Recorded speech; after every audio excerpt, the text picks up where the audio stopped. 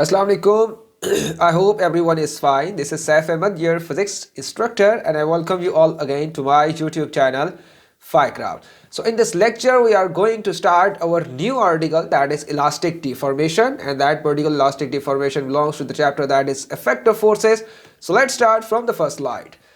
So students, industries में बहुत दफ़ा हमें डिफरेंट मटेरियल की ज़रूरत पड़ती है. फॉर एग्जांपल, अगर आपको किसी बुलेट को रोकना हो कोई मटेरियल यूज़ करके, तो आपको किसी ऐसे मटेरियल को सिलेक्ट करना पड़ेगा जिसकी इम्पैक्ट स्ट्रेंथ बड़ी अच्छी हो. और इसके लिए आप ऑब्वियसली केवलार मटेरियल यूज़ करोगे, केवलार फाइबर्स यूज़ करेंगे.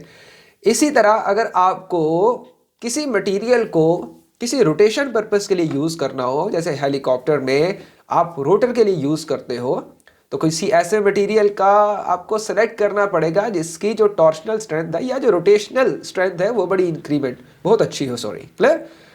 इसी तरह अगर आपको ये मटेरियल दिया जाए या पेन दिया जाए और आपसे कहा जाए इस पेन को तोड़ के दिखाओ, और आप इस डायरेक्शन और इस डायरेक्शन में अलोंग एक्स और अलोंग नेगेटिव एक्स एक्सिस में अगर फोर्स लगाते हैं, तो आई एम श्योर कि ये पेन आपसे टूटेगा नहीं.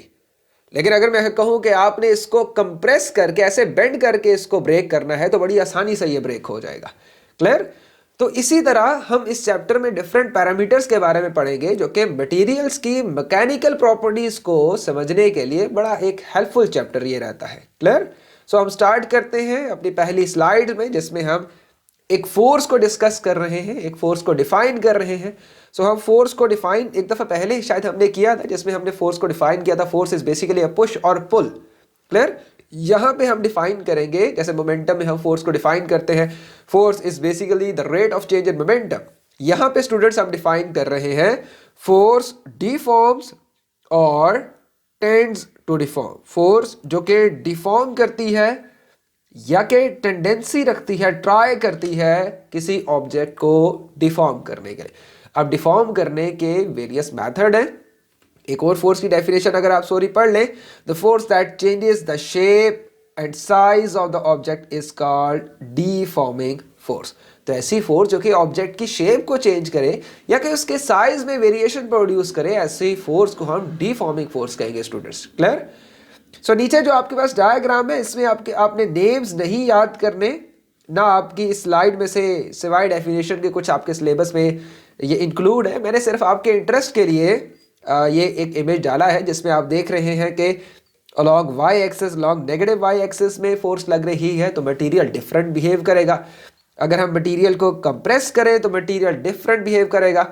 अगर हम इसमें शेयरिंग फोर्स प्रोड्यूस करें, that's mean along two dimension of force इसमें एक्सर्ट करें, तो मटेरियल डिफरेंट बिहेव करेगा. सो ये डिफरेंट तरह के आपको एक कुछ पैरामीटर्स दिखाए गए हैं कि जिसमें हम फोर्सेस की डायरेक्शन को डिफरेंट करके मटेरियल की प्रॉपर्टी को इसका एवेल्युएशन करते हैं. क्लियर. सो ये आपके सिलेबस में इंक्लूड नहीं है. इसको अगेन मैं बात रिपीट करूं, इसको आपने नहीं करना, जस्ट आपने यहाँ से डेफिनेशन को अंडरस्टैंड करना है, और सिर्फ मैंने आपके इंटरेस्ट के लिए वो स्लाइड इंक्लूड की. इसके बाद हम चलते हैं स्टूडेंट्स, जो सबसे पहली आपके पास प्रॉपर्टी है इलास्टिसिटी या इलास्टिक बिहेवियर. एक बड़े मज़े की बात आपसे शेयर करता चलूँ कि बहुत से बच्चों को ये आइडिया होता है कि जो रबर है वो ज़्यादा इलास्टिक है क्योंकि वो ज़्यादा बेंड हो जाती है, और जो स्टील है या जो एल्यूमिनियम है या जो हार्ड मटेरियल है ये बेंड नहीं होते, लिहाजा ये इलास्टिक नहीं है. तो स्टूडेंट्स, आपको थोड़ा सा मैं अमेज करूं कि ये आप गलत सोच रहे हैं अगर आप साइंस के स्टूडेंट्स हैं. सो साइंस की फील्ड में, मटेरियल साइंस की फील्ड में, फिजिक्स की फील्ड में हम उन चीज़ों को इलास्टिक समझते हैं, उन चीज़ों को इलास्टिक कंसीडर करते हैं जो जितनी ज़्यादा हार्ड होती है. क्लियर. अगर आपको मेरी बात पे कोई शक हो तो गूगल पे जाके सर्च कर लीजिएगा कि steel is more elastic than rubber, इस तरह का कुछ कमेंट लिखिएगा तो वो आपको अच्छी तरह एक्सप्लेन कर देगा. हम इस चैप्टर में ज़रूर समझेंगे कि क्यों एक हार्ड मटेरियल ज़्यादा इलास्टिक है as compare to the soft material, we can say ductile material. लेकिन हम फिलहाल हम इलास्टिसिटी को अच्छी तरह डिफाइन करते हैं, ठीक है, क्योंकि ऑब्वियसली हमने तो एग्जाम्स की तैयारी पे ज़्यादा फोकस करना है. So the definition is ability to regain the original shape when the force is removed. So students, आपने देखा कि इलास्टिसिटी वो नहीं है कि जो ऑब्जेक्ट डिफरेंट फॉर्म्स में कन्वर्ट हो जाए, अपनी शेप को बेंड कर ले, जो भी आपके जहन में है. यहाँ पे डेफिनेशन आपको ये याद करनी है, एक मटेरियल की प्रॉपर्टी ये हो कि वो दोबारा अपनी शेप को मेंटेन कर ले जो उसकी ओरिजिनल शेप थी. So ability to regain the original shape when the force is removed, for elastic material deformation is temporary. जैसे अगर मेरे पास कुछ मटेरियल हो, चलें आपको दिखाने के लिए मैं कॉम ले आया हूं। सो इस कॉम की प्रॉपर्टी है कि जब मैं इसके ऊपर फोर्स अप्लाई करता हूं तो ये अपनी शेप को चेंज कर लेता है। जैसे ही मैं फोर्स रिमूव करता हूं, स्टूडेंट्स आपने देखा इसने अपने जो प्रीवियस पोजीशन थी, जो ओरिजिनल शेप थी, उसको इसने मेंटेन किया है। तो दैट्स मीन ये एक इलास्टिक मटेरियल है। अब डिपेंड करता है कौन ज़्यादा इलास्टिक है, कौन कम इलास्टिक है, इसके बारे में हम बाद में बात करेंगे। फिलहाल मैंने आपको समझा दिया कि इलास्टिसिटी क्या है, ability to regain the original shape when the force is remove. Clear?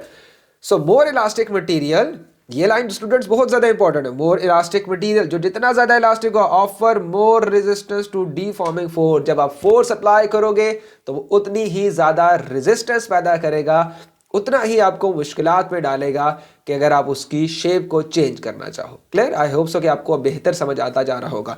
And quickly returns to me, that's mean अपनी ओरिजिनल शेप में दोबारा वापस आ जाएगा। क्लियर?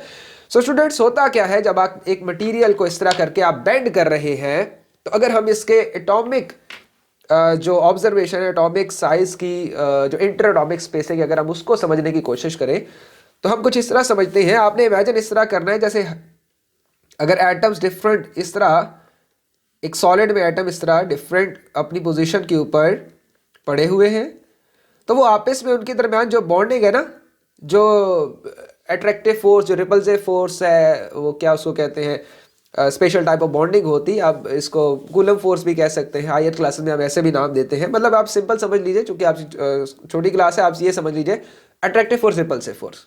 ठीक हो गया? यहाँ तक काफ़ी है। सो जो अट्रैक्टिव और रिपल्सिव फोर्स है, इसको आपने कुछ इस तरह से अपने जहन में लाना है कि जैसे हर जो एटम है वो दूसरे एटम से एक स्प्रिंग की तरह अटैच है। एक एटम के साथ एक स्प्रिंग अटैच है, वो स्प्रिंग दूसरे एटम के साथ अटैच है, जिस तरह आपको ये डायग्राम में शो हो रहा है। अब जैसे ही स्टूडेंट्स आप इनके ऊपर डीफॉर्मिंग फोर्स लगाते हो, होता क्या है कि जिस एरिया पे आप लगाते हो वहां के एटम बेंड हो जाते हैं। जैसे आपने देखा, ये चेक कीजिएगा, जैसे फोर्स लगाई एटम बेंड हो गए। क्लियर हो गया? जैसे ही आप ये फोर्स रिमूव करते हो, ये जो मटेरियल है ये दोबारा अपनी प्रीवियस शेप पे वापस आ जाते हैं। यहां देखिएगा, यहां पे हमने एक फोर्स लगाई हुई है, एक फोर्स जनरेट करके ये जो एटॉमिक, जो एटम्स के दरमियान स्पेसिंग है, इसको हमने इंक्रीज कर दिया है। तो आप देख रहे हो ये दरमियान में जो एनिमेशन में स्प्रिंग यूज हुए हुए काफी ज्यादा एक्सटेंड हुए हुए। जैसे ही आपने फोर्स को रिमूव किया, जो शेप थी वो दोबारा रीगेन हुई। दैट्स मीन जो एटम्स है वो अपनी प्रीवियस शेप में वापस चले गए। सो इस स्लाइड से हमने क्या सीखा? हमने डेफिनेशन सीखी, ability to regain the original shape when the force is removed, and that's enough. Okay, so मैं आपके सामने ये एक वीडियो चलाता हूं, जरा ध्यान से अगेन देखिएगा। ये चेक करें आप चेक करें, जैसे ही फोर्स लगाई तो ये जो स्पेसिंग थी एटम्स के दरमियान ये इंक्रीज हुई। जैसे ही फोर्स रिमूव की, मटेरियल दोबारा वापस आ जाता है। इसका मतलब है एटम्स अपनी पोजीशन से थोड़ा सा डीलोकेट होते हैं, हम कह सकते हैं, लेकिन परमानेंट डीलोकेट नहीं होते, टेम्परेरी होते हैं। वो अपनी पोजीशन को छोड़ते हैं, बेंड होते हैं, और जैसे ही आप फोर्स को रिमूव करते हो, just because of the attractive and repulsive forces, attractive forces वो दोबारा अपनी प्रीवियस की अपनी जो शेप है उसको मेंटेन कर लेते हैं। अगेन स्टूडेंट्स बता दूं, ये जो स्प्रिंग से मैंने शो किया है, ये बेसिकली अट्रैक्टिव फोर्स है जो कि किसके दरमियान है? एटम टू एटम है, न्यूक्लियस टू इलेक्ट्रॉन से। क्लियर हो गया? ज्यादा करीब आ जाए तो रिपल्सिव फोर्स डोमिनेट हो जाती है। ये भी हमने किसी और चैप्टर में डिस्कस किया था। ओके, सो हम एक और वीडियो चेक करते हैं। ये देखिए, हम उसके ऊपर फोर्स लगा रहे हैं, एटम्स के दरमियान स्पेस इंक्रीज हो रही है, और जैसे ही हम उसको रिलीज करेंगे वो दोबारा अपनी प्रीवियस शेप में वापस चले जाएंगे। इस ग्राफ को फिलहाल फोकस ना कीजिएगा, इंशाल्लाह नेक्स्ट स्लाइड में हम इसको जरूर देखेंगे। तो ये स्टूडेंट्स एक और मैंने आपको केस बता दिया कि जिसमें हम इलास्टिसिटी को कॉन्सेप्चुअली हम किस तरह से इमेजिन कर सकते हैं कि अगर आपके पास एटम्स हैं और उनके दरमियान क्या है, जो उनके दरमियान स्पेस है, वहां पे आप इमेजिन करें कि यहाँ पे क्या लगे हुए हैं, छोटे छोटे स्प्रिंग लगे हुए। क्लियर? ये रियलिटी में तो नहीं है, लेकिन हम इसको अंडरस्टैंड करने के लिए आपको मैं इस तरह समझा सकता हूँ कि जैसे ही आप इसके ऊपर फोर्स अप्लाई करते हो, क्या होता है कि जिस एरिया के ऊपर आप फोर्स अप्लाई होते हो वहां के एटम्स, दोबारा देखिए, वहां के एटम्स क्या होते हैं, यहाँ के एटम्स क्या हो गए? ऐसे ही हो गए जैसे आपके सामने शेप बनी हुई है। अब जैसे ही आपने इसको रिलीज किया, एटम्स दोबारा अपनी प्रीवियस शेप में वापस आ जाते हैं, just because of the attractive forces between. That's mean एक एटम दूसरे एटम को दूर जाने नहीं दे रहा। क्लियर हो गया। अब ये मुकाबला है कि आपने फोर्स ज़्यादा लगानी है या आपकी फोर्स ज़्यादा है ऑब्वियसली, या जो एटम्स के दरमियान फोर्सेज है वो ज़्यादा है। अगर एटम्स के दरमियान फोर्सेज ज़्यादा हो गई या हुई तो वो डोमिनेट करके अपनी प्रीवियस शेप को मेंटेन कर लेगा। अगर नहीं ज़्यादा होगी स्टूडेंट्स तो ऑब्वियसली आपका जो मटीरियल है वो ब्रेक कर जाएगा, जैसे मोस्टली आप ऑब्जर्व करते रहते हैं। तो ये स्टूडेंट सारी कहानी थी जो कि आपने अपने नोट्स में लिख लेनी है। When the material is unstressed, it maintains regular pattern. But under much stress, the atomic bonding can be broken. Hence, small deformation could be the witness. Clear हो गया? अगर आप बहुत ज़्यादा फोर्स लगाओगे तो ऑब्वियसली एटॉमिक बॉन्डिंग ब्रेक कर जाएगी, मटेरियल फ्रैक्चर हो जाएगा और उससे आपको परमानेंट डिफॉर्मेशन देखने को मिलेगी, जैसे आप मुख्तलिफ ऑब्जेक्ट्स में देखते रहते हैं। सो कौन सी फोर्सेज है? इंटर एटॉमिक फोर्सेज है। आपने ये वर्ड यूज करना है। Is that force which binds all the atoms tightly inside a molecule. Hence, the interatomic forces works to restore the original shape. यही मैंने भी बात की कि जैसे ही आपने फोर्स लगाई हुई है, एटम्स बेंड हुए हुए, लेकिन इंटरएटॉमिक जो फोर्सेस हैं वो क्या करेंगे? वो एक एटम को दूसरे एटम से दूर जाने नहीं देंगे। क्लियर हो गया? जब तक कि आपकी फोर्स हद से ज्यादा ना हो जाए। तो जैसे ही आप फोर्स रिमूव करोगे, इंटरएटॉमिक फोर्सेस क्या करेंगी? दोबारा से उस शेप को मेंटेन कर लेंगी जो कि उनका स्टेबल पॉइंट होगा। Interatomic spacing is defined as the distance between the individual atom in a molecule. Presence of interatomic spacing provide temporary और permanent deformation under the application of force, pressure and temperature. Okay जी, next slide में हम दोबारा elasticity को observe करते हैं। So elastic deformation का बेटा मतलब होता है temporary deformation. Temporary deformation. Clear हो गया? ये जो आपके पास पेन है इसके अंदर एक अगर स्प्रिंग है तो स्प्रिंग को आप ये एक्सपेरिमेंट उससे परफॉर्म कर सकते हो कि जैसे ही स्प्रिंग को आप इस तरह पकड़ के स्ट्रेच करोगे तो जो इंटरएटॉमिक स्पेसिंग, जो मॉलिक्यूल के दरमियान जो स्पेसिंग है, अगर वो ऐसे हैं, ये जो फर्स्ट स्लाइड में इनिशियल शो हुआ है, जैसे ही आपने लोड लगाया तो वो जो स्पेसिंग है वो इंक्रीज हो जाती है। जैसे ही आपने लोड हटाया वो दोबारा से अपनी मटेरियल जो है वो प्रीवियस शेप को मेंटेन कर लेता है। क्लियर हो गया? So that's mean elastic mean reversible. So temporary deformation is reversible, वो दोबारा मटेरियल अपनी शेप को मेंटेन कर लेगा। जो दूसरी डिफॉर्मेशन है स्टूडेंट्स, उसको हम कहते हैं परमानेंट डिफॉर्मेशन। कौन सी डिफॉर्मेशन? Permanent deformation. इसका मतलब है मटेरियल के ऊपर जब स्ट्रेस अप्लाई करोगे और हद से ज्यादा अप्लाई करोगे तो वो अपनी ओरिजिनल शेप को दोबारा भूल जाएगा कि मुझे प्रीवियस शेप पे जाना है। क्लियर हो गया? सो इस डायग्राम में देखिए फोर्स लगा रहे हैं और हद से ज्यादा लगाई तो मटेरियल परमानेंट डिफॉर्म हो गया, एक नई शेप में आ गया। अब ये दोबारा प्रीवियस शेप में वापस नहीं जा सकता। हाँ, अगर आप इस पे हैमरिंग करो और दोबारा इसको उसी शेप में लेके जाने की बात करो तो वो एक अलग टॉपिक है, लेकिन जब इसके ऊपर फोर्स लगाई तो ये एक न्यू शेप में आ गया। क्लियर? इवन कि जब आप इसको लेके जाओगे भी प्रीवियस शेप में तो ये वो जो जॉइंट है, ये वाला जॉइंट, यहाँ पे डिसलोकेशन आपको शो हो ही जाएगी, निशान पड़े होंगे इसके ऊपर। ठीक हो गया? सो अभी तक बेटा हमने क्या पढ़ा? इंटरएटॉमिक स्पेसिंग का पढ़ा, इलास्टिसिटी का पढ़ा। आपने बहुत ज़्यादा डिटेल में नहीं जाना, बस अंडरस्टैंड कर लिया, दैट्स इनफ। इलास्टिसिटी की डेफिनेशन देखी हमने, इसके अलावा डिफॉर्मिंग फोर्स, तो 2-3 चीज़ें हमने देखी। तो आपने परेशान नहीं होना कि ज़्यादा डेप्थ में क्यों जा रहे। ओके, नेक्स्ट बेटा है फैक्टर जो कि है एक्सटेंशन का। यहां अगेन दोबारा देखिएगा, मैं वो स्लाइड आपको पढ़ाता हूं। इस स्लाइड में जरा देखिएगा कि एक स्प्रिंग को स्ट्रेच किया जा रहा है और जैसे ही रिलीज करते हैं ये अपनी ओरिजिनल शेप में वापस आ जाता है। इसका मतलब क्या हुआ स्टूडेंट्स कि जैसे जैसे फोर्स अप्लाई करोगे वैसे वैसे इसमें शेप में चेंज प्रोड्यूस होगा। Agree? That's mean original shape अगर कुछ हो रहा है, फोर्स ज्यादा लगाई, स्प्रिंग इंक्रीज हुआ, फोर्स और ज्यादा लगाई, शेप और ज्यादा इंक्रीज होगी। तो ये जो इंक्रीमेंट है शेप में चेंज का या लेंथ में चेंज का किसी भी स्प्रिंग में, उसको हम बेटा कहते हैं एक्सटेंशन कहते हैं। क्या कहते हैं? एक्सटेंशन कहते हैं। ये एक्सटेंशन आपको क्या बताएगा? ये बताएगा कि स्प्रिंग में जो चेंज है वो कितना ज्यादा हुआ है। क्लियर हो गया? आप स्प्रिंग कह लो, किसी भी ऑब्जेक्ट में जो शेप में चेंज आएगा आप उसको एक्सटेंशन भी कह सकते हो। ए लेवल में जाके इसको स्ट्रेन का भी नाम दे दोगे एक जगह, ठीक है? सो स्ट्रेन कुछ और होगा, फिलहाल मैं आपको एक्सटेंशन समझा रहा हूं। So what is extension? Extension को आप ई से भी रिप्रेजेंट करोगे। स्टूडेंट्स याद रखिएगा, कभी आपका एग्जामिनर इसको एक्स से भी रिप्रेजेंट करता है तो आपने मिस्टेक नहीं करनी इसको समझने में। चाहे ई से रिप्रेजेंट किया हो चाहे एक्स से रिप्रेजेंट किया हो, आपको इसको एक्सटेंशन ही समझना है। क्लियर हो गया? अगेन देख लें, एक्सटेंशन ई से रिप्रेजेंट करेंगे, एक्स से रिप्रेजेंट करेंगे, तो ग्राफ में कभी अगर इसका ग्राफ आया तो वहां पे एक्सटेंशन से वो शो करेगा। It is the change in length, difference between the loaded and the unloaded length, that's mean difference है, सब्ट्रैक्ट करोगे किस केस को, लोडेड को किस में से माइनस कर दोगे बेटा, अनलोडेड में। दैट्स मीन अनलोडेड क्या, जो ओरिजिनल शेप थी, आपने उसका साइज मेंशन किया, साइज मेजर किया आपने स्प्रिंग का, वो 10 सेंटीमीटर था, आपने कितना वेट अप्लाई कर दिया, 1 kg अप्लाई किया, तो वो जो स्प्रिंग की शेप 10 सेंटीमीटर थी, फॉर एग्जांपल 10 सेंटीमीटर ओरिजिनल थी, अब वो इंक्रीज हो गई 15 हो गई, तो आप क्या करोगे, 15 minus 10, so 5 centimetre is your extension.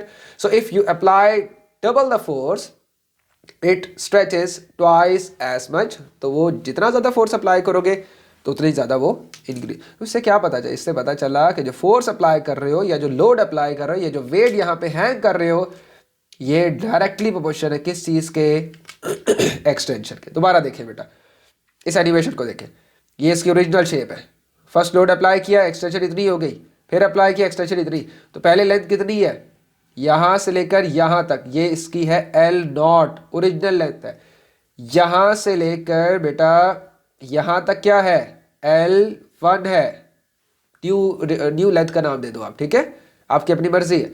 Okay, सो यहाँ से लेकर आपके पास देन फिर यहाँ तक कितनी है, ये L2 है। सो आप हमेशा क्या करोगे, आप हमेशा लोडेड में से अनलोडेड को माइनस कर दोगे। क्लियर हो गया? सो यहाँ पे अगर मैं सिर्फ L ही रहने दूँ तो ज़्यादा बेहतर होगा, और यहाँ पे अगर मैं L0 लिख दूँ तो ज़्यादा बेहतर होगा, जस्ट बिकॉज कि आपको अंडरस्टैंडिंग हो जाएगी कि L0 क्या है, L0 is basically original length या अनलोडेड लेंथ, एंड L क्या है, लोडेड लेंथ है, जो कि आप जब कोई स्प्रिंग अप्लाई करो, स्प्रिंग के ऊपर लोड अप्लाई करोगे तो तब होगा। दोबारा सुन लेते हैं एक्सटेंशन, शायद कुछ गलत ना मैंने बोल दिया हो।